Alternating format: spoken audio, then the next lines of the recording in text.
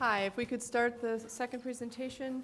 I'd first like to, Sheila Garcia has arrived. She was been here since 10, and I apologize for not noting her arrival earlier, so thank you for being present. And we will now hear the I&E presentation from Brian.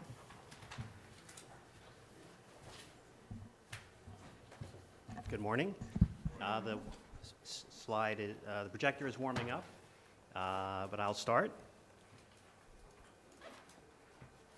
The 2014 Income and Expense Study analyzes data from real property income and expense filings, RPIE filings. These forms were submitted to the Department of Finance in 2013 and reflect conditions during 2012.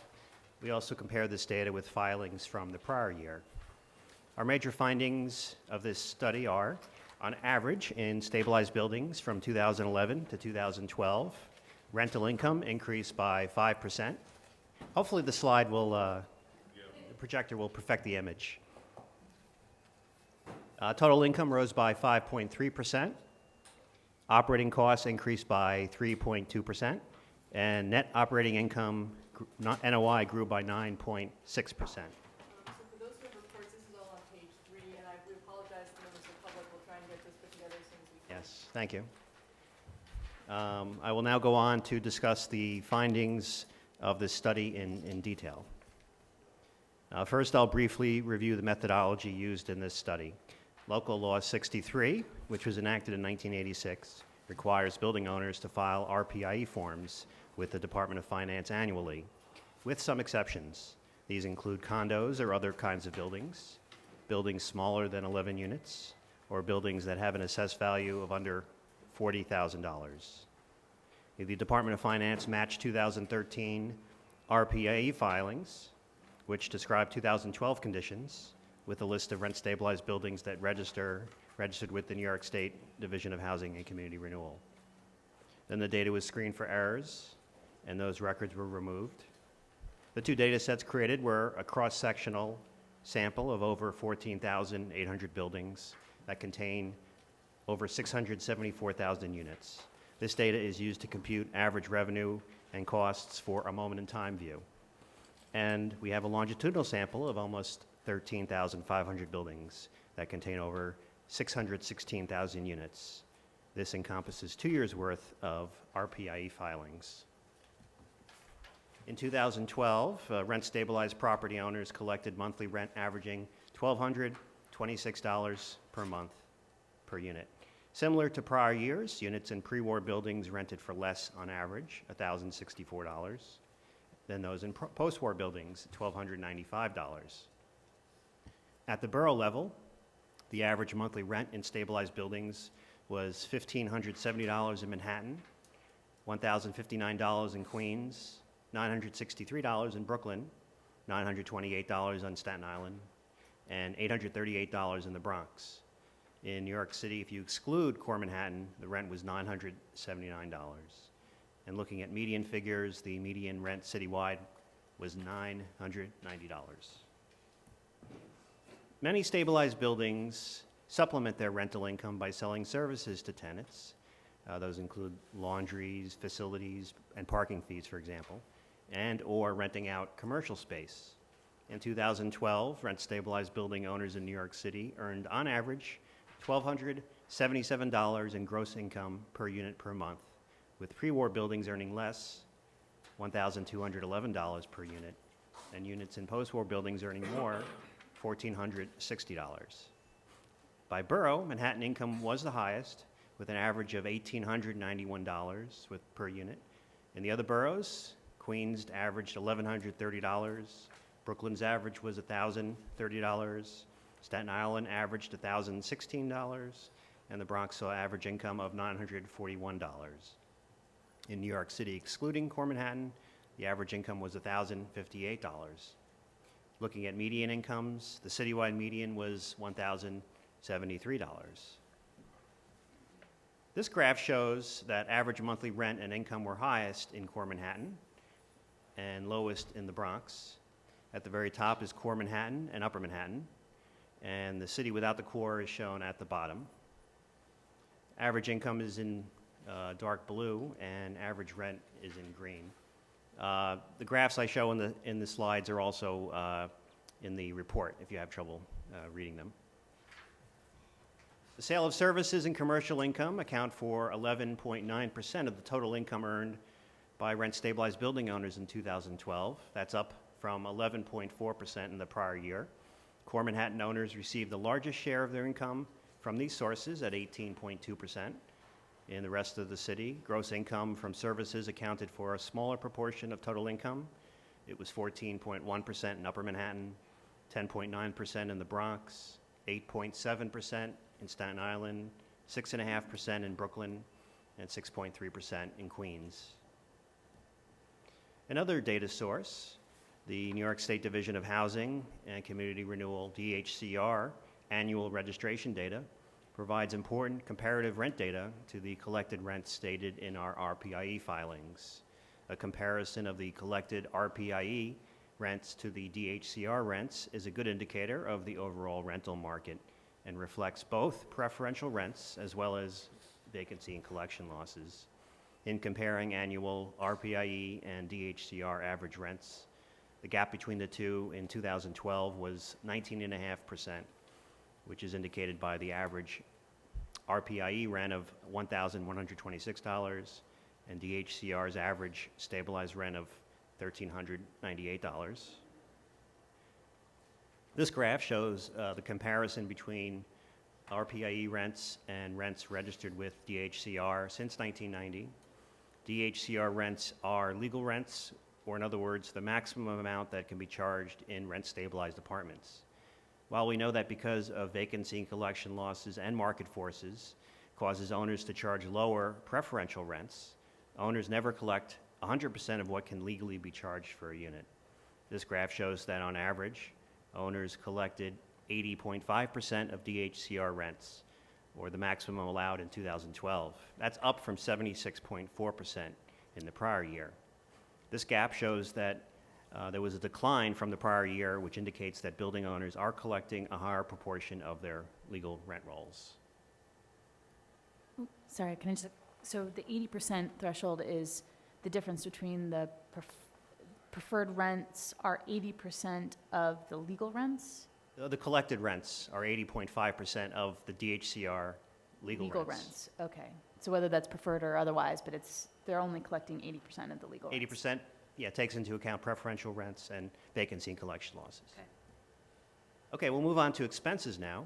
The average monthly operating cost for units in stabilized buildings citywide was $841 per unit per month. Costs were lower in pre-war structures, $813, and higher among post-war buildings, $918. Geographically, the average costs were highest in Manhattan at $1,187 and lower in Queens at $744. The Bronx at $689, Brooklyn $673, and Staten Island $672. The average monthly operating costs for stabilized building owners in New York City, excluding Core Manhattan, reduced the city average to $710. In 1992, the Department of Finance audited expenses reported by building owners on RPIE forms and found that costs were overstated by about 8% on average. Adjusting the costs in 2012 by 8% results in an average citywide cost of $772 per unit per month. Operating expenses in buildings without commercial space are generally lower than in buildings with commercial space. The figures noted on the slides up to this point include expenses for commercial space. However, in our analysis, we can look at just the buildings without commercial space, and we found an average monthly audited cost of $714 per unit citywide for those buildings. Looking at median costs, which we are not reporting as audited costs, the citywide median monthly expenses were $740, with Manhattan having the highest median costs, $989, and Staten Island having the lowest at $613. In between were Queens at $688, the Bronx $671, and Brooklyn at $629. This graph breaks down expenses by component and further splits them into pre- and post-war categories. As in prior years, the largest share of expenses went towards taxes at the top, followed by maintenance, fuel, and administrative costs. Post-war buildings, indicated in this graph in green, spent more on taxes, administration, labor, utilities, and miscellaneous costs, while pre-war buildings, shown in blue, spent more on maintenance, fuel, and insurance. And the average expenses per unit per month for all stabilized buildings is shown in red. In 2012, 6.6% of buildings were found to have operating and maintenance costs greater than gross income, which we call distressed. This was a decline from 7% the prior year, and the seventh time in the last 8 years that the proportion of distressed properties declined from the prior year. Most distressed buildings are pre-war. Only 6.7% of distressed buildings were built after 1946. This graph shows the proportion of distressed buildings declining through most of the 1990s. However, it began to climb in 1999. In recent years, though, the share of distressed properties in our cross-sectional sample has fallen in 7 of the last 8 years to 6.6% this year. And that's the lowest proportion in 13 years. There is no way to measure profit directly in rent-stabilized buildings in this study. We would need to know a great deal of information about the building, such as debt service, mortgage interest rates, et cetera, and that is not available to us. Instead, we have 2 surrogate measures for profit: net operating income and cost to rent and income ratios. We'll look at net operating income first. The amount of income remaining after operating and maintenance expenses are paid, that is used for financing buildings, making improvements, and pre-income tax profits, is referred to as net operating income, NOI. NOI is a good indicator of a building's financial health. In 2012, rent-stabilized apartments averaged $436 of net income per month per unit. Units in pre-war buildings on average earned less, $398 per unit, and units in post-war buildings earned more, $542. Average NOI per unit in residential-only buildings, that is buildings without commercial space, was $392, and that was 10.2% less than the average for all rent-stabilized buildings. In 2012, average NOI varied significantly by borough. Manhattan had the highest NOI at $704 per unit per month, with core Manhattan units having significantly higher NOI, $928, compared to upper Manhattan units, which on average earned $397. In the other boroughs, NOI in Queens was $386, followed by Brooklyn at $357, Staten Island $344, and the Bronx at $251.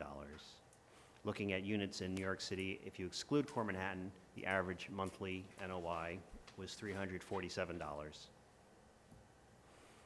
The second surrogate measure for profit is the cost to rent and cost to income ratios, which are shown in this slide. It reveals how well the rent-stabilized stock is doing. Cost to income ratios can be used as a tool to evaluate a building's financial health, making the assumption that buildings are better off by spending a lower percentage of revenue on expenses. In this graph, the audited cost-income ratio is shown in green, which is the bottom line in the graph. In 2012, operating costs were 60.5% of gross income, which is 1.3 percentage points lower than in the prior year. This means that owners on average spent on costs about 60.5 cents of each dollar of revenue that they earned. The unaudited cost-income ratio was 65.8%. The graph shows the proportion of total income spent on audited operating costs since 1990. After falling for several years in the 90s, it began rising in 1999 until 2005, but since then it has fallen in 6 of the last 7 years. The cost-to-rent ratio, which is shown in this graph in blue and is the upper line, has followed a similar trajectory, falling to 68.6% in the current year. The unaudited cost-to-rent ratio was 74.7%. We analyzed income and expense data for buildings with fewer than 11 units as well this year. A total of 818 buildings with fewer than 11 units voluntarily filed RPIE-B forms. Citywide, the average cost-to-income ratio for these buildings was 75.3% in 2012, with an unaudited ratio of 82%. We also analyzed the distribution of operating costs in relation to total income in buildings by decile, and that is useful to examine the percentage of buildings with cost-to-income ratios at or below certain levels. The Department of Finance calculated these decile levels, and all the decile categories are in the appendix if you want to look at them all, but we give a couple of examples here in the slide and in the report. For example, half of all rent-stabilized buildings have unaudited cost-to-income ratios of 0.67 or less. This means that half of the building owners spend no more than 67 cents out of every dollar of revenue on operating and maintenance costs. Another example, for example, if you look at the 80% decile level citywide, that means 80% of buildings paid no more than 83 cents of every dollar of revenue on operating maintenance costs. Conversely, 20% paid more. And like I said, the complete table is in the appendix number 8. This slide breaks out rent, income, cost, and NOI figures between core Manhattan, which is on the left in blue, and the city with the core excluded, which is on the right in red. As the graph shows, average rent, income, costs, and NOI are a good deal higher in core Manhattan compared to the rest of the city. When looking at the cost-to-income ratios, the difference between the two demonstrates that core Manhattan owners spend, when compared to owners from the rest of the city, about 6.5 cents less of every dollar earned. That's shown by the comparison between the cost-income ratios. This graph is useful because it shows the change in income, rents, expenses, and NOI citywide over a 23-year period since 1990 and takes inflation into account. During this period, income, which is in blue and on the top, was up an inflation-adjusted 24.2%. Rent, which is the second line from the top and in maroon red, was up 22.5%. Costs, the third line from the top and in green, was up 20.7%. And net operating income, which is represented by the bottom lighter blue line, increased over the period by 31.5%.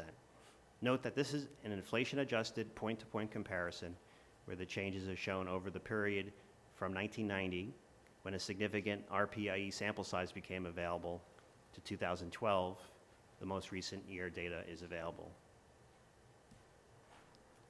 This next graph, or graphs, represent the same time period as the graph on the last slide, but it breaks it down by borough. These graphs show that while the actual inflation-adjusted income, rent, cost, and NOI figures are far higher in Manhattan, the percentage increase in NOI was not the highest in Manhattan. In fact, Brooklyn, which is the graph at the top right, saw the largest NOI increase over this period, up 69%.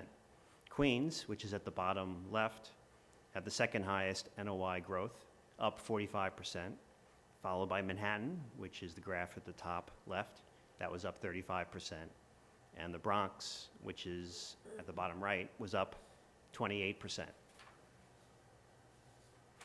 I will now move on to the second part of the income and expense study, which is the longitudinal analysis. The longitudinal sample encompasses properties that filed RPIE forms reflecting conditions in 2011 and 2012. By doing the longitudinal analysis, we can more accurately track changes from year to year as the same buildings are being analyzed. Average rent collections in stabilized buildings rose by 5%. Rent collections in pre-war buildings grew 5%, slightly greater than in post-war buildings, up 4.8%. Rent collections increased the most among smaller 11 to 19 unit buildings, up 5.6%, while rents grew 5.1% among large 100-plus unit buildings and rose 4.8% among the mid-sized 20 to 99 unit buildings. If you look at median rent, it rose citywide 4.8%.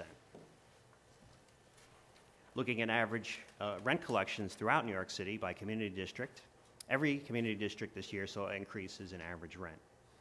At the neighborhood level, the greatest rent increase was found in Brooklyn's Brownsville Ocean Hill neighborhood, rising 12.1%. Also among the largest rent increases this year were 4 Manhattan neighborhoods, Stuytown, Turtle Bay, and Central Harlem. Both were up 9.5%. Chelsea Clinton up 7.7%, and Lower East Side Chinatown up 6.6%. The Bronx neighborhood seeing the largest increase was Morrisania, Melrose, Claremont, up 5.9%, and the largest increase in Queens was found in Jackson Heights, up 5.5%. The average total income collected in rent-stabilized buildings, which comprises apartment rent, commercial rent, and the sale of services, increased by 5.3% from 2011 to 2012. Revenue rose faster in post-war buildings, up 5.6%, than in pre-war buildings, up 5.2%.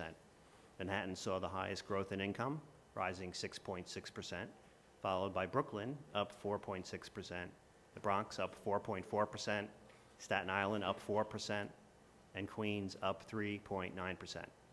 The median growth in income citywide was 4.7%. Average expenses in stabilized buildings citywide increased 3.2%. Older pre-war buildings saw expenses increase 3.3%, while newer post-war buildings saw expenses increase 2.9%. By borough, costs rose the most in Manhattan, up 4.1%, while costs rose 3.5% in Staten Island, 2.8% in the Bronx, 2.5% in Brooklyn, and 2.4% in Queens. And citywide median expenses rose 2.9%. It could be useful to compare the cost changes calculated from RPIE data with the price and cost data from the RGB's price index of operating costs. And for the comparison, we adjusted to match time periods between the two. On this graph, the adjusted price index is in dark blue, and the RPIE data is in red. As the graph shows, the income and expense data grew at different rates than the price index in some years since 1990. In the most recent year, 2012, the adjusted price index rose by 5.1%, while RPIE costs rose by 3.2%. Since 1990, the beginning of this period on the graph, cumulative growth in owners' costs as measured by the two indices varied. Overall, nominal costs measured in the price index increased at a greater rate, 165.6%, compared to RPIE data, which rose 138.7% over this same period. And note that we do exclude 2004 from both because 2004 data was not available in the RPIE data from that year. Between 2011, Excuse me. Yes. And the corresponding increase in NOI from 1990 was what percent? Do you have that? Wasn't that in the report? yes, we're going to get to NOI momentarily, but it Okay. is also in the report. All right. Between 2011 and 2012, the proportion of gross income spent on audited expenses, that's the cost-to-income ratio, declined, falling by 1.2 percentage points. Similarly, the proportion of rental income used for audited expenses, that's the cost-to-rent ratio, declined the same percentage, 1.2 percentage points. Moving on to NOI, net operating income per unit on average in rent-stabilized buildings increased by 9.6% citywide from 2011 to 2012. This was the 8th consecutive year that NOI has increased. NOI growth was stronger in post-war buildings, up 10.6%, than among pre-war buildings, which rose 9.1%. All boroughs saw NOI increase, with Manhattan seeing the largest increase, up 11%.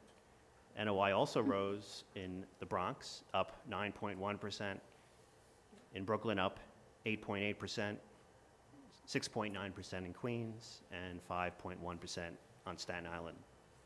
With it, Sorry, I just ask you a Okay. quick question. It actually goes back to an earlier slide, but it's applicable to this. When you're calling the RPIE data from matching the DHCR registered buildings, so you first match the the buildings, so that make sure that you're only reporting rent-stabilized buildings. Yes. Then are you then taking it to the unit level? We're matching buildings that contain rent-stabilized units, not by unit. So if I'm looking at an NOI here, that includes a rent-stabilized building that has a mix of market rate and rent-stabilized units? Yes, definitely. And just following up on Sarah's question, they would also include the new construction 421A buildings, correct, that come in at market rates? Yes. In terms of the rents.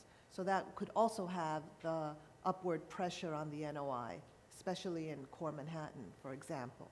It includes any building that is registered as rent-stabilized, Right. and Yeah. they Correct. filed an RPIE. Probably, it's an impossible thing to parse out. I mean, Yes. this goes to my earlier point about the lofts, or I'm sorry, hotels. Operating expenses are blind to the type of tenant, doesn't matter, duration. Operating expenses to the owner are indifferent to the type of unit that you have. This NOI, though, what I'm concerned about is that it does mix the market rate with the rent-stabilized units. Is there any way, without like reinventing the wheel, to try to be able to extrapolate, maybe it's on a percentage basis, how much of the NOI comes from rent-stabilized units? Unfortunately not. No, okay. But is there a way to extrapolate the 421A buildings? Because that is a specific registration category. We can look into that. Thank you.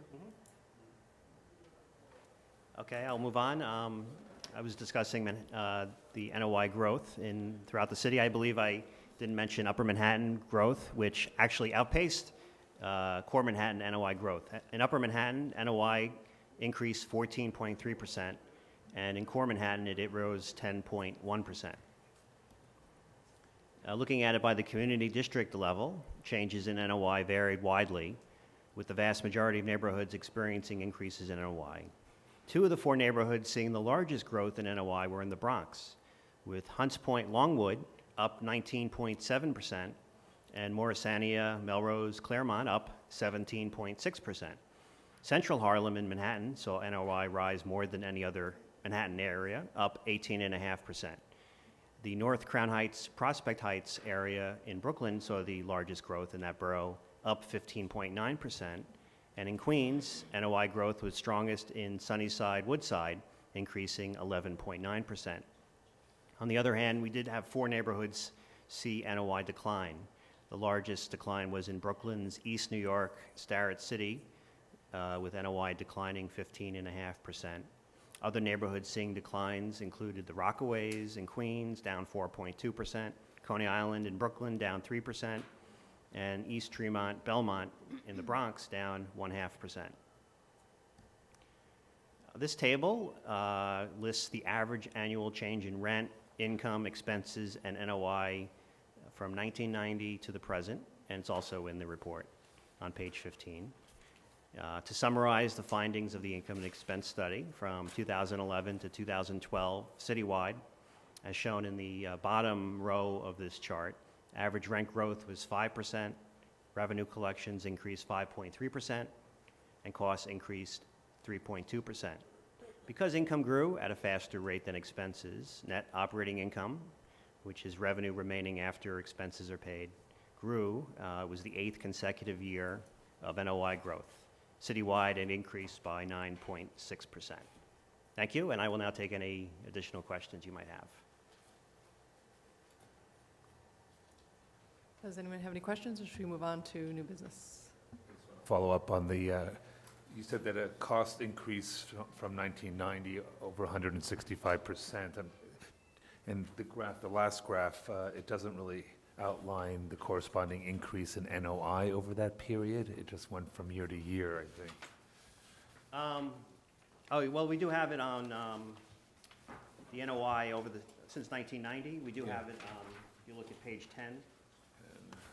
NOI went up by 31.5%. I think, is that what you're looking for? Yeah, I'm just trying to, maybe I'm comparing apples and oranges, but you cited the 165% increase in costs since 1990. I just wanted to know how I can compare and get some sort of a takeaway from what, and sort of what's happened to NOI over that period as well. And maybe I'm just barking up the wrong tree. You mean how much did NOI increase? Yeah, because you do it from year to year, obviously, but, well, I guess, So, well, 31.5%, I think that's, I'm not sure if I understand your question. if maybe I'm that's- not. It's 31.5%. 31.5%, fair enough. What was the question? The longitudinal increase in NOI over the past decade. Related to the longitudinal increase in expenses. So that's the increase. The 31.5 was pointed out by Danielle, this is inflation adjusted as well. So that does take, NOI increase over that period does take into account inflation. So I just wanted to compare this to what we just saw about the price index. And then, so some of this net operating income could be from efficiency. So the price of utilities went up, or the price of labor went up, but they reduced labor staff, or more efficient back office could result in, even though the prices for labor might have gone up, the volume of labor could go Yeah. down. Right, the RPI data reports what the owners are actually reporting Right, as their income, rents, right, expenses. right. And so that's what they reported was 8% higher than the audited report, right? Well, the audit was done in 1992, so we do have some figures here that we adjust. Right, But most of the report is not adjusted by 8%. but, okay, so in 1992, when an audit occurred, it was determined that the expenses presented by the owners was 8% higher than the audited Right. financials found, right? So this, Yeah, the audit found that they were over-reporting by about 8%. So this NOI at 31.5% is based on kind of assuming the 8% differential, or what No, they? it's not, it's just based on the actual reported figures. So the NOI in theory could be higher if that audit held true to today. Well, if you want to interpret it that way, you can, but we don't actually do that calculation. Right, thank you. Thank you so much, Brian. Okay, thank you. So next on the agenda is the memo that Andrew submitted this morning that has to do with a new local law, number 134, which was recently enacted by the City Council. And the text of that law is on the memo. The basic, the sort of summary of what the law requires is that for any final rule, we have to submit language 3 days ahead of its vote, and that language has to be posted on the website 3 days ahead of that vote. And if at the time where we vote on said final rule, anything other than minor grammatical errors, which I swear to you will not be on any rule that any of us, I'm sure, are involved in, anything in any way substantive that changes on that day will not be valid unless we are able to vote unanimously for said vote and a subsequent vote. However, we would have the opportunity, of course, to give yet another 3 days' notice of whatever final rule we should seek to have a final vote upon, but I think we'd all like to avoid a scenario where we're coming back after the final vote date of June 23rd, I believe. Yeah. June 23rd. So the sort of the basic takeaway from this is we have to work extraordinarily hard to ensure that whatever language we submit on, working of course with Andrew and the team, whatever language we submit on June 20th? Yeah, it would have to be 3 days prior, 3 not days including prior. Sunday, so it would have to Including Sunday, probably so be it June actually earlier 19th. than that. So it's quite tight. But in order for that final vote to be one that is valid without subsequent meetings, which I'm sure we'd like to avoid, much as I'm sure we'll all come to love each other, we have to make sure that the language that's submitted, it looks like to me like it would be on June, 19th, probably, basically, because at you the can't end of- count that Sunday, so. so at midnight on June 19th, something has to be submitted to Andrew that he can put on the website for the June 23rd vote to be valid. Everyone clear on just what the local law requires? Well, you're referring to the explanatory statements, correct? No, the actual order. The actual order. Including the number? Yeah, Yes. Yeah.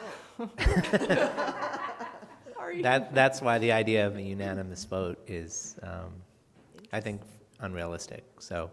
And to clarify a little bit what Rachel's saying, so if anything is done less than 3 days, that's when it's an issue, and it has to be a unanimous vote to make a change in that final rule. And I did actually ask the same question you did. Does that include numbers? And I was told yes. So I had the same instinct you did, and apparently we just have to work really efficiently. Question, is it permissible in advance of the final vote to have more than one version of the final language Yes, circulated? actually, So that we it have a is. choice between Yes. 2 or 3 Yes, potential alternatives? that is permissible. We could have 3 Multiple possible proposals. as long as that final language is available to the public to review. So yes, that is an option. And then the vote on the 20th or the 23rd. The 23rd. Would be the resolution of Yes, those proposals. of those proposed, but we just have to make sure whatever those proposals are, they're fixed. We can't obviously have amendments on that 23rd day. But yes, that is an absolutely thoughtful way of potentially handling an otherwise very complex situation.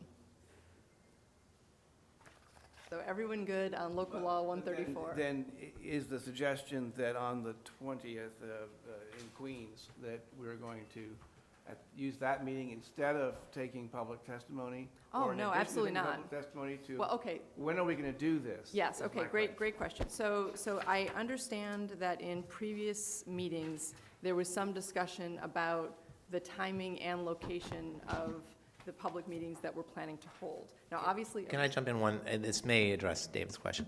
Part of not just posting it online is I have to email the language to all the board members as well. So all that will be advanced, giving to you. Whether the board wants to have a public discussion about those particular final language at a public meeting, I don't think he you was don't discussing. necessarily have to do it that way. Is that what you're referring to, David? I or think what he was, what David was concerned about is that we have right now a public hearing scheduled for June 19th. So Right. I think your question was, Well, when is this work going to Well, be? at some point, Right, usually, we have a preliminary vote, Right. which presumably is not going to have the final language. right. And at some point, at least 3 days before the final vote, we have to get together and prepare Right. 1, 2, or 3 or more final language alternatives that we can review on the 23rd. So doesn't there need to be a date established at which we're going to do that? And are we going to do that at one of the public testimony meetings?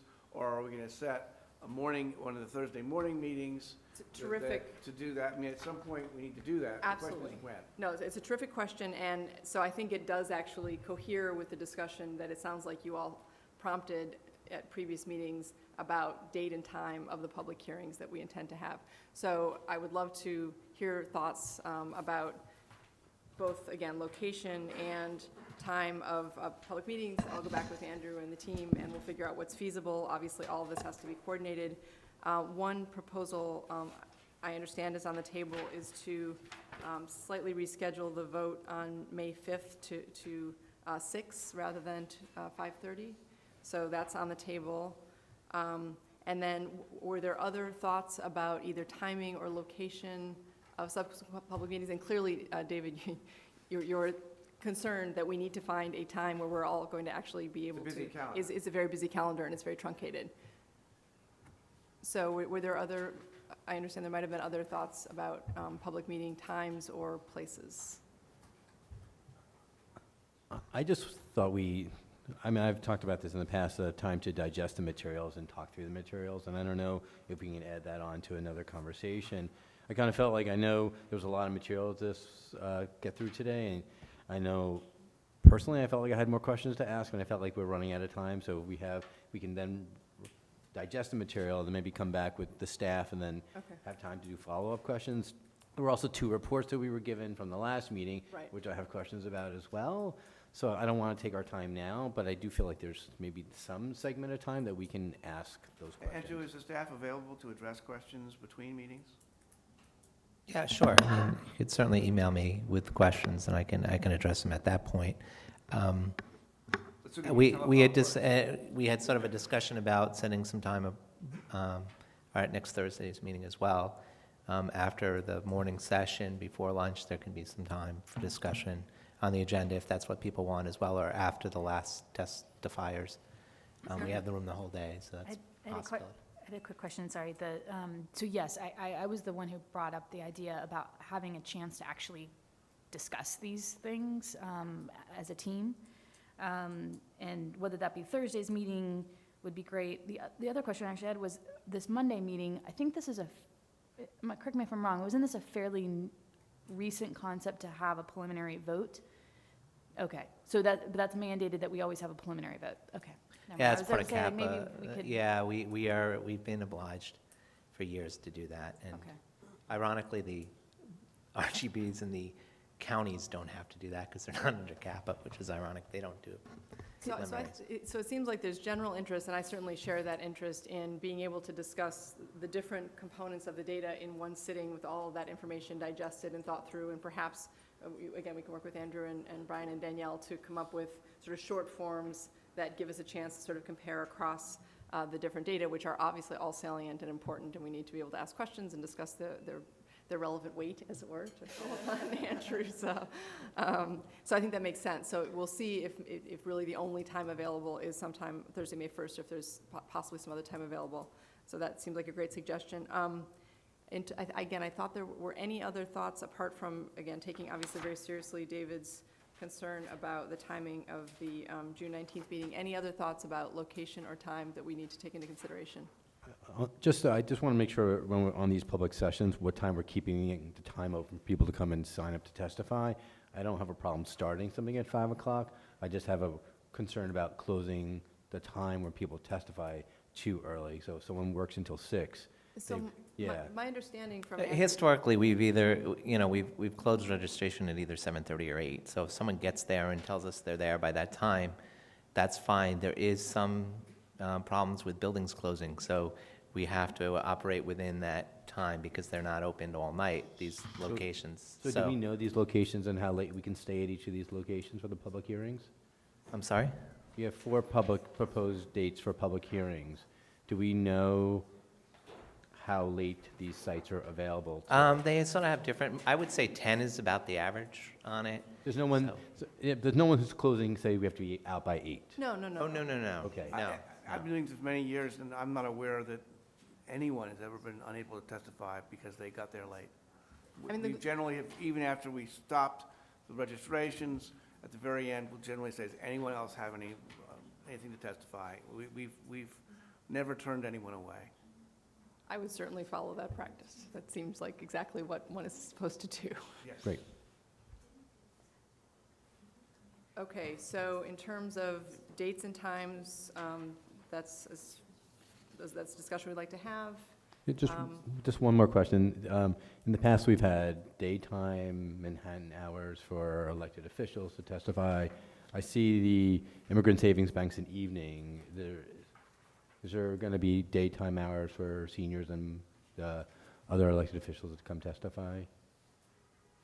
Well, at this schedule, they're all evening hearings at this point. I'm wondering why we changed that. I mean, I know in the past, we've had a Manhattan hearing where it was available during the day as well as the other evening hours. I'm wondering why we limited that and having no daytime. My impression was talking to folks that the idea was to move the hearings in the evening. The fact that there's so many now, opening it during the day or starting at 10 in the morning or something for a daytime hearing is, I think, a lot to ask for this board to do. I agree. I thought that was the impression that I was getting that from our discussion in the last meeting, that they were predominantly public hearings. I'm not sure if, that's what I took away from it, so. Personally, this is already more meetings that I'm likely to be able to attend completely because it's just too many. I just don't have the time in my schedule. I know Sarah has a point to make, but, I mean, historically, we have had one all-day meeting, public meeting in Manhattan, from morning till night. And anyone that wanted to come would be able to come and speak. It was a centralized location. And we would have a second public meeting in one of the outer boroughs, and it would change. One year was Brooklyn, another year was Bronx, another year was Queens. To have now the evening meetings in all the boroughs, it seems a bit excessive. And, I I just don't understand the reasoning why it's necessary at this juncture to change that. It's certainly a great burden on the board members to attend all of these evening meetings.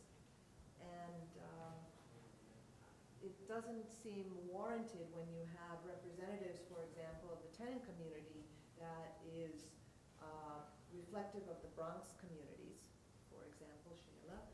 And, you know, owners can't make necessarily all the evening meetings because their schedule is more in line with daytime. So the compromise was one all-day meeting, and everybody could come and speak to the board. That was the best attended meeting, not the evening meetings. And that's sort of my sense on it. I mean, I don't see that anything has changed that warrants this kind of, 5-borough or 4-borough review. I'd love to hear from the tenants' representatives or the public members. So, like you mentioned in the Bronx, last year we held one at Casa where we had over 200 people come in, and that was advocates, people who work in the Bronx, tenants who live in the Bronx, the majority of the tenants who come, who can travel, walk, and don't have to take the time after working an 8-hour day or more with their children. We provided childcare. So, I mean, I think that having it accessible in different boroughs obviously seems, relevant for people to be able to say, hey, we're going to go somewhere for an hour, instead of saying we're going to go from somewhere for an hour travel, maybe wait 30, 40 minutes, then get back on the train and travel again to get to where we're, our home.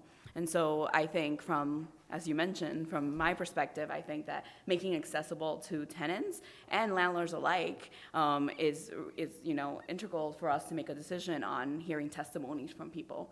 And so I see it as an essential part of us thinking about how we're going to increase rents across the board and making it accessible to everybody. And that might mean that some landlords might come at 5 because it's earlier for them and that's more convenient for them, and then maybe the tenants will come later on whenever it's convenient and they get out of work. I just note that 2 years ago, when we had it in Queens, we had like 30 people. Okay, so we're hearing, yes. Yeah. I guess it was my expectation through conversations with the mayor's office and being a public appointee by this new mayor that accessibility was a key component of my role and function. As much as I don't want to go out to all these places, it was my expectation was that at least in this transition year or this first year, I would have to make myself accessible. Can I add that Carol, sorry. Thank you.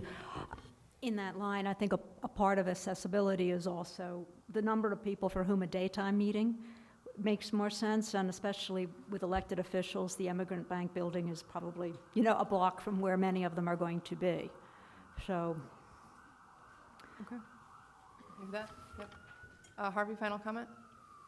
I mean, it seems like we have a general consensus among the tenant members and Steve and Cecilia as well, that it would be important to have meetings in the outer boroughs for each of the outer boroughs so that who have salient numbers of stabilized housing. I think we don't have one in Staten Island because that does seem a little bit overkill given the numbers. But there's a proposal, obviously, that perhaps the Manhattan meeting might more profitably be in the day to be consistent with the schedules of landlords and elected officials and others. And obviously, for us, it wouldn't be an evening burden. And seniors as well, who might not be able to travel in the evening. Rachel, I have one quick. Sure. Is it required that we have a quorum at all these hearings? Yes. It is.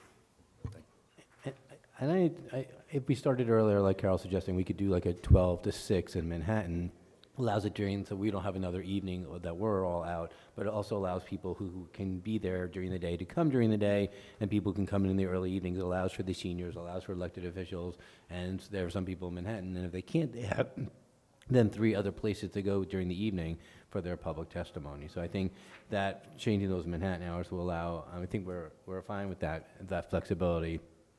Immigrant Savings Bank isn't a great place for people who live in Upper Manhattan. Someone in Harlem, Washington Heights, they might as well, that's not a location that they could get to anyway, most likely. So if we're, you know, our Manhattan location, that seems like not a Manhattan location for residents, it's a Manhattan location for government, because it's right across from City Hall, it's not a, so I think, I see these three as really the locations where tenants and landlords who live in communities who are affected by this really go to. This seems, the Manhattan, if we had an Upper Manhattan site, like in Harlem or Washington Heights, I think that could be much more accessible for residents who are living in rent-stabilized and owners of rent-stabilized property. Okay, well, obviously, again, I will work with Andrew and the team and take all of this under advisement. Thank you for thoughtful suggestions. Is there, yes? Yes, please. I move that we adjourn the meeting. Second? Second the motion. Just a reminder, our next meeting is here Thursday, May 1st, all-day meeting. And we had forgotten to put lunch menus in, so I will be emailing. We've been a little busy as staff, as you can tell by all the memos and Now we have numbers. leadership, this won't happen. I promise. And you'll be receiving other memos from the staff, particularly the language in the near future. And just one more point. I know there's an issue like I raised with Andrew that we couldn't spread these out any further. The earliest we can do a public meeting is June 12th, is that right? Yeah, should I briefly explain what's going on? Okay, so we have our vote preliminary May 5th. I have to get that into the city record and post it on City Rules website, and it's from that day. So I'm shooting for doing that Friday of that week. So from that day, I need 30 days. If I miss that Friday, it allows me that. And we cannot, according to the law department, I've asked them 3 different ways till Sunday, you have to wait those 30 days before you can have a public hearing. So that is what, now next year, maybe we can start this all sooner and make things easier, but you know, in fairness to new administration, with so many appointments, I backed up the schedule, so you can blame it on me if you like, but I knew we'd be in a situation where we wouldn't have a full board, so. Thanks, everyone. Thank you all who attended.